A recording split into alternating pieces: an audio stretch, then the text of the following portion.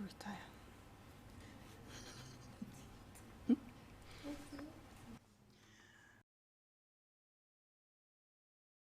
6 years. 10 years.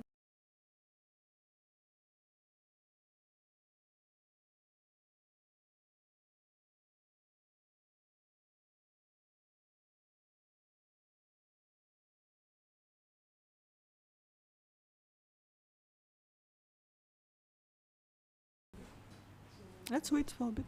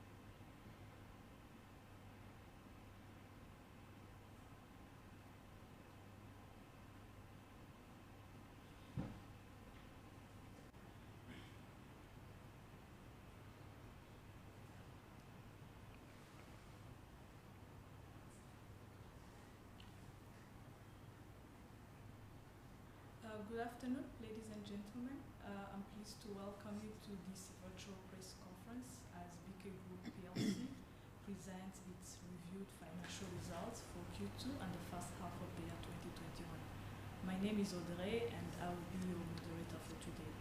I would like to thank you all media partners for accepting our invitation and joining us for this virtual event. On this call, we have BK Group CEO, Dr. Diane Karusisi, and CFO, Nathalie Maka, who will take us through the first half of the year financial performance. I'm pleased to welcome BK Group CEO, Dr. Diane Karusisi, for her opening remarks. Thank you, Audrey, and good afternoon, everyone, and thank you for joining our first half press conference. We are pleased today to share with everyone our results for the first half 2021. We are posting very strong results for the first year, in line with improved business activity across the country. We've been operating under extremely challenging very challenging environment. You recall that we had a second wave of COVID in the first half of the year. We also had a second wave of COVID towards June. And because of this, we had the 2 lockdowns imposed by government that were constraining economic activity. But we are of the view that our clients, our communities have learned to operate and live under this COVID environment. So as you'll see, the bank is posting very strong results. Our net income has grown by 41.5%, which is very commendable. Our assets have grown significantly by 20.4%. This is mainly driven by net loans increasing by almost 16%. We also have seen very good growth in our deposits by 14.2%. And this is something we're very happy to see. We've seen, as I said, very good business activity in the first half, also improved trade flows, and this is why we are posting significant results. You'll also see that we've kept a very prudent stance with regards to impairments. We are keeping a very high cost at above 4% because we believe the crisis is not yet fully behind us.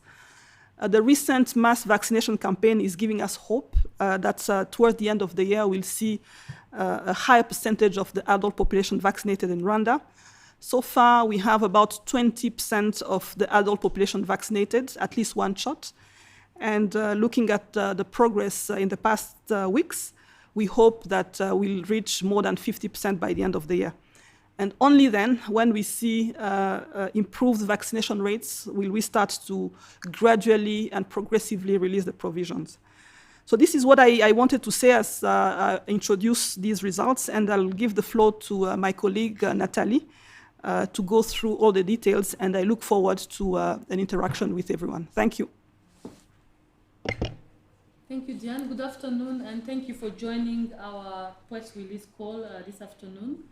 On the main highlight, we are very pleased to release excellent results. When you look at the current pandemic, we've managed to record a strong balance sheet growth and increased profitability. Our profit after tax increased by 41.5% year on year, and quarter on quarter increasing by 4.2%. We are very pleased with the result. It's mostly driven by the expansion of our loan book, large corporate facility mostly, followed by a small increase in SME and retail segment. We are seeing also on the liability side very good growth. So our customer deposits increased by 14.2% year on year, and we expect this line to do much more in the second half of the year.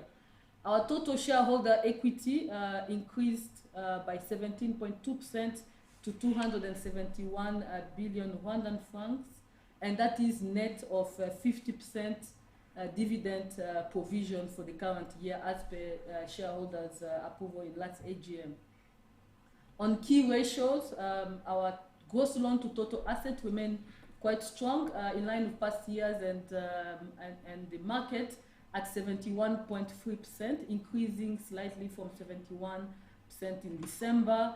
Our gross loan to customer deposit, to total deposit, this includes lending from other banks. This is currently at 99.7%. We expect this ratio to improve in the second half to the range of 90-95% range. And we have we are returning our earning per share of 50% annualized using the first half result from 42.6 in FY20. So overall, we are very pleased with the result, both on quarterly performance and on year to date. When we look at the performance over the past 5 years, compounded annual growth rate for BK Group remains strong, ahead of the market. For total assets, we are currently at 17.1% compared to 14.2% for the market. Customer deposit, where we see a lot of competition, we are at 15.4 versus 13.1 for the banking sector. And for the net loan, we are at 18.9, of course, due to our significant capital base, and the banking sector is currently at 12.7. We've seen some growth on the shareholders' equity, with a couple of banks issuing bonus shares and injecting more capital to comply with regulations. And still, our shareholders' equity has grown over the past 5 years at 20% rate, compared to 12.6 for the market. We are very pleased to maintain strong market share across all the key metrics, that's increasing constantly over the past few years.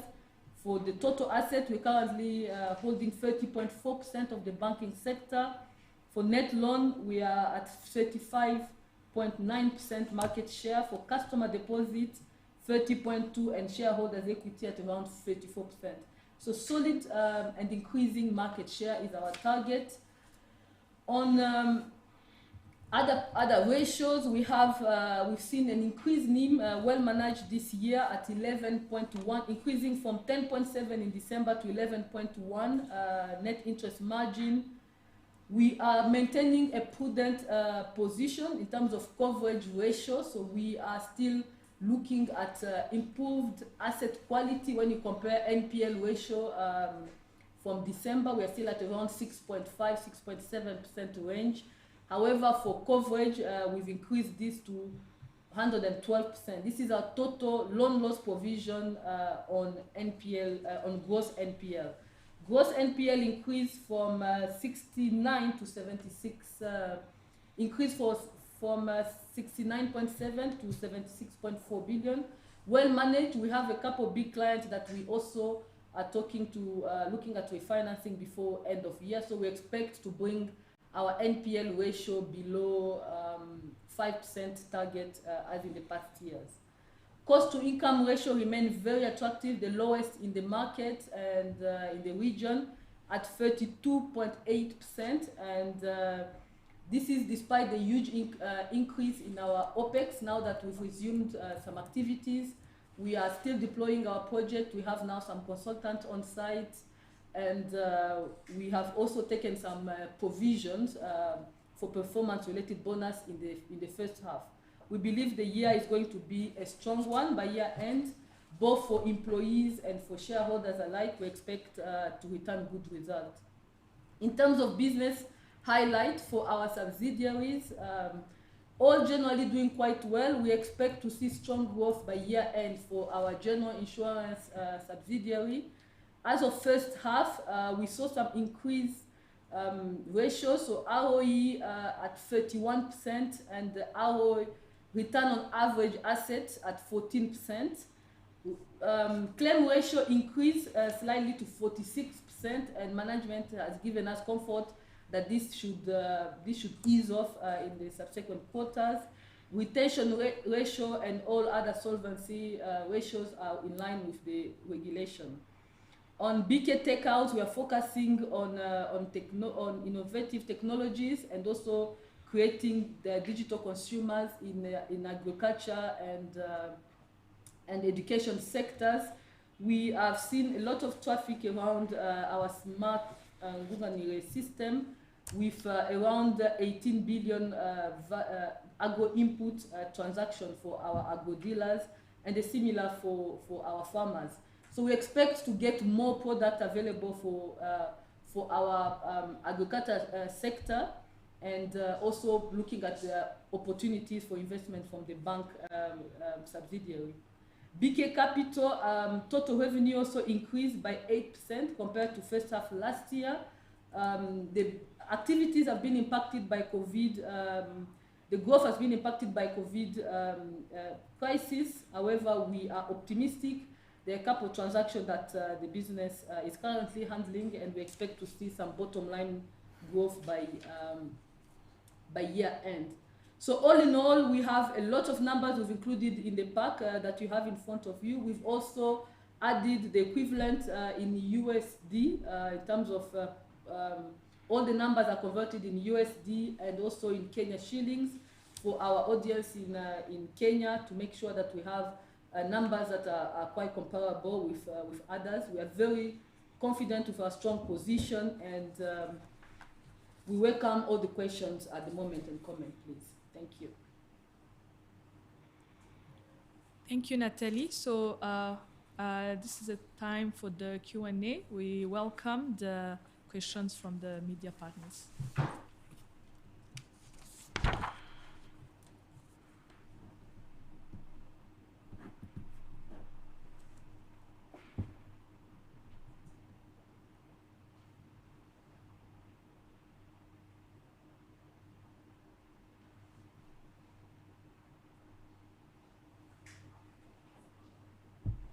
Good afternoon.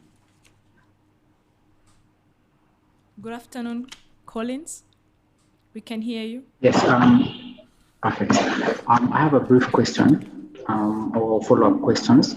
One is that I noticed that your NPL is slightly above the industry average. It's currently at 6.6% as of June this year. What would you say are the major exposures or what would you say are the major sectors that you have exposures that have led to a higher than average NPL?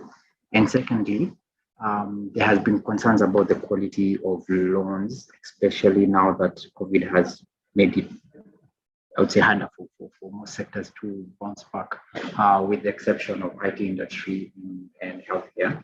So for BK Group, how much of this, like how to what extent is this a challenge? Are we likely to see your NPL remain high for the rest of the year?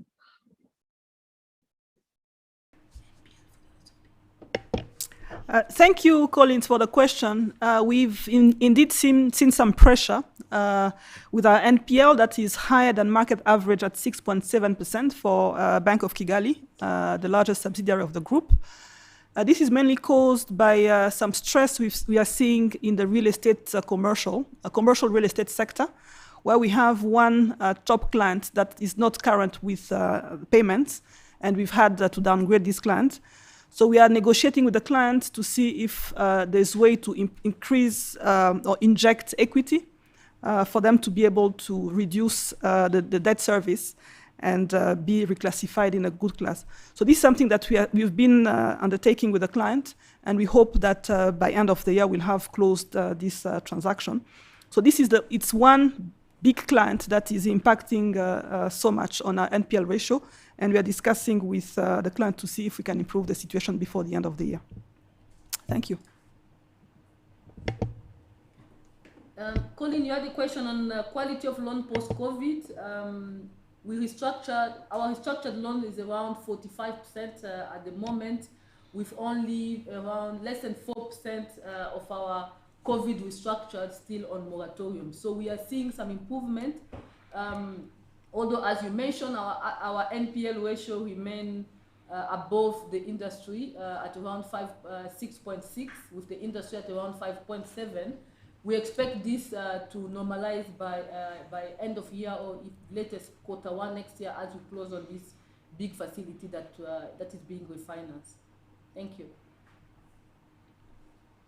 We have a question. As a follow-up question, sorry. We have a question from. As a follow-up. Yes, Collins. I'm sorry.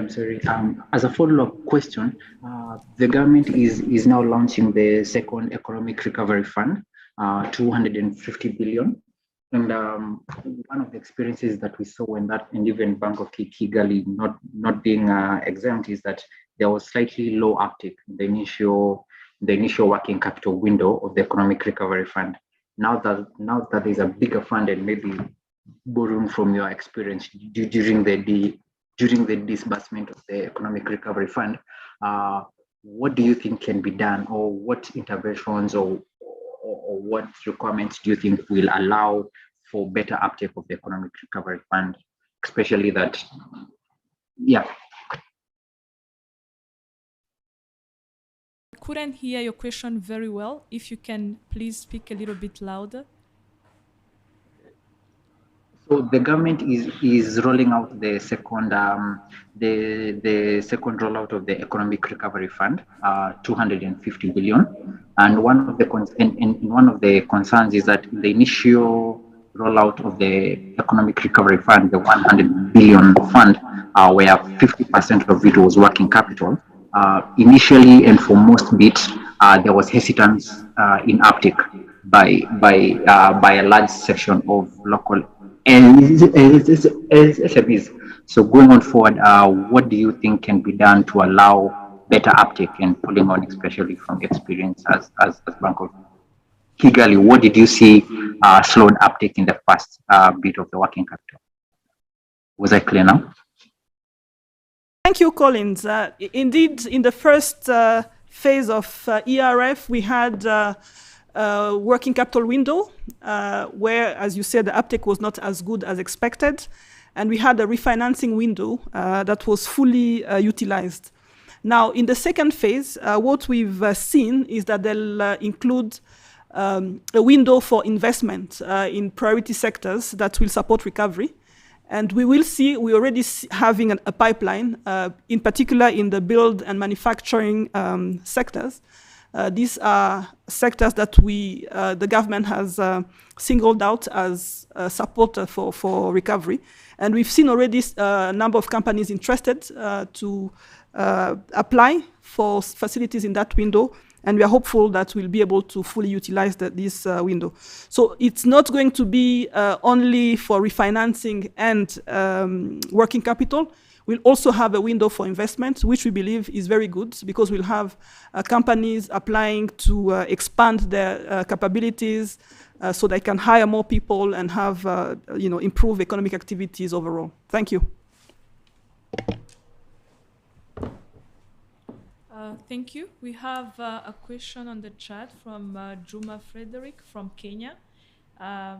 He's asking, how is your share performing on the Kenyan market? How far is your plan to roll out full banking activities in Kenya? Thank you, Juma, for the question. We've seen actually very good activity of recent on the NSE for our stock. We've seen some demand, although liquidity is still not where we want it to be. So we've seen some demand, and this is very encouraging because we believe there's more awareness. Investors, regional, local investors in Kenya are aware about the performance of the stock, which is very good for us. With regards to planning full banking activities in Kenya, this is not in our plans for now. We believe we still have a lot of work to do in Rwanda. As we said in the past, BK Group intends to be a fully fledged financial services company in Rwanda. That's why we started with general insurance. We have an investment bank. We also have a technology subsidiary. We also have the ambition to go into other business lines in the financial services sector, like life insurance, etc. So this is our medium-term strategy. And when we'll have achieved what we want to achieve within our home market, I think we'll start thinking of regional expansion. But this is not yet in our medium-term plans. Thank you, Juma. Thank you. We welcome more questions.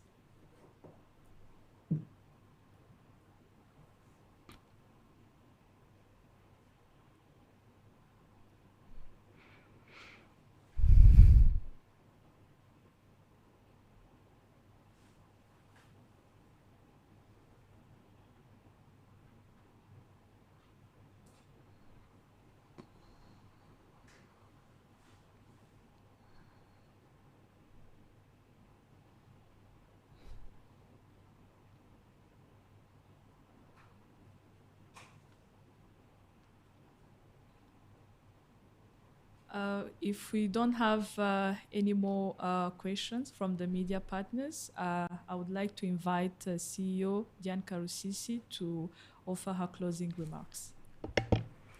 Thank you, Audrey, and thank you, everyone. As I've said, as Nathalie explained, we've had a very strong first year. And as we said, we remain very prudent with regards to our cost of risk and our impairments we are holding for non-performing loans. but also because our macro overlays in the past have been in the adverse economic conditions. Now, we've seen inflation, as when you look at macro indicators in general, we've seen GDP growth performing at about 3.4% in the first quarter of the year. We expect to see the numbers for the second quarter in the next days or week. And we expect to see strong performance because we've seen very good economic activity in the market. So we hope that all these macro indicators are going to be in the green towards the end of the year, and we'll be releasing provisions gradually. So my outlook for full year 2021 is much, much better than 2022. We hope to get all our performance indicators back to pre-COVID numbers. And we believe this is quite attractive for our shareholders out there, but also for our public here, where we continue providing the best services we can. We continue to expand across new business lines.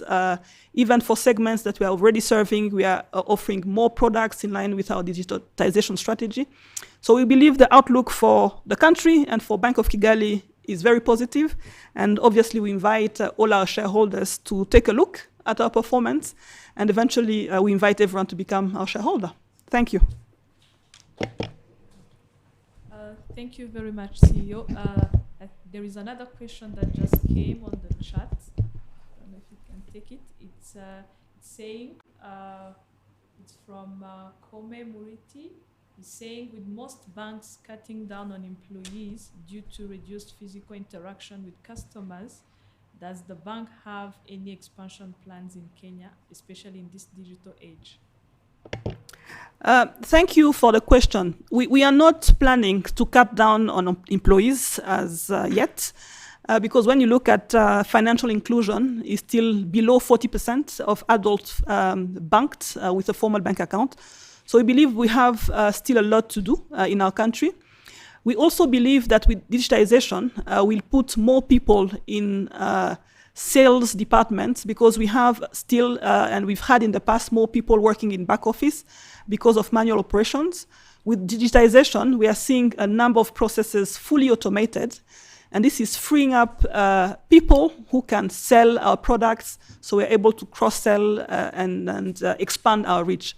So for now, our focus is still going to be on Rwanda and diversifying across many business lines, as I said, in insurance, life, non-life, in investment banking, and more. And our outlook is, first, let's do our best, the best we can in our home market before we start planning for regional expansion. Thank you. We have more questions coming.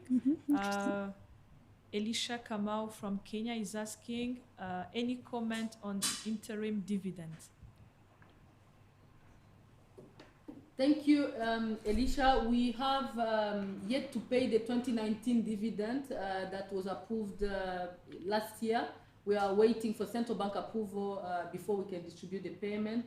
Once that's out of the way, we will come back with an indication from the board for any interim for the current year. We are very optimistic from looking at all the ratios and the discussions that we've had with the central bank in the past. We expect them to their communication anytime soon, and that will guide us on future dividend payment. Thank you. Yes, we have a question from Emily Onyango. He's asking, as part of the initiative to revive the economy post the pandemic, does the bank have any attractive SME packages in place? Thank you. This is quite relevant and important question. Indeed, beyond the bank, the country has a recovery plan, and we have two sectors that have been singled out by government in the construction sector and in the manufacturing sector, where the government is offering a number of incentives to investors in those sectors.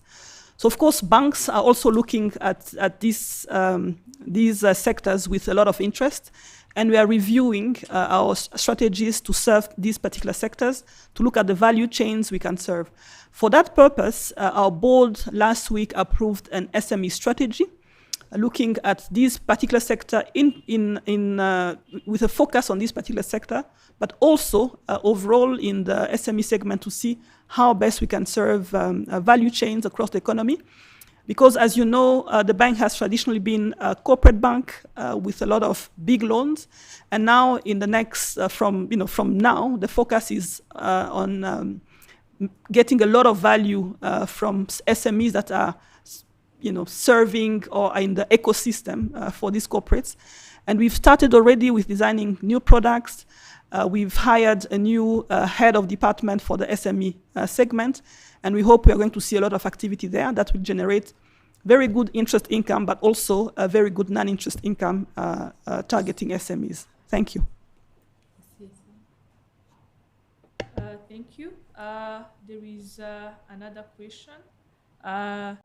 During this COVID-19, many banks took to CSR activities. Are there some activities that BK took in during this period? Thank you for the question. Absolutely. I think we've been trying to show that we are also a very good corporate citizen, participating in all the efforts to support people in need because of the lockdowns and all the constraints around COVID SOPs. So at the beginning of the crisis, we made a donation of over 200 million to government to support the people in need. And in the course of the past year or so, we've been having a number of activities to support our health authorities with protective equipment, etc. So we've been very active because it's important that as a bank we show that we are part of the community and we support the communities that are in need in this difficult period. Thank you.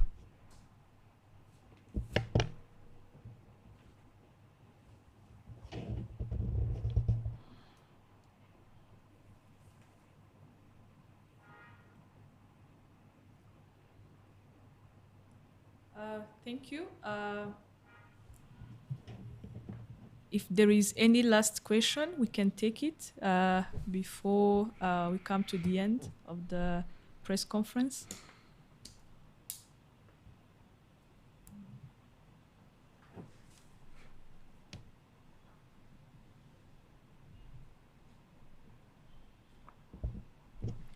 Thank you very much. I don't see any other question in the chat. Would like to thank you again for attending this press conference. Thank you very much. We are coming to the end of it, and we thank you. Have a good day. Thank you. Thank you. Good day.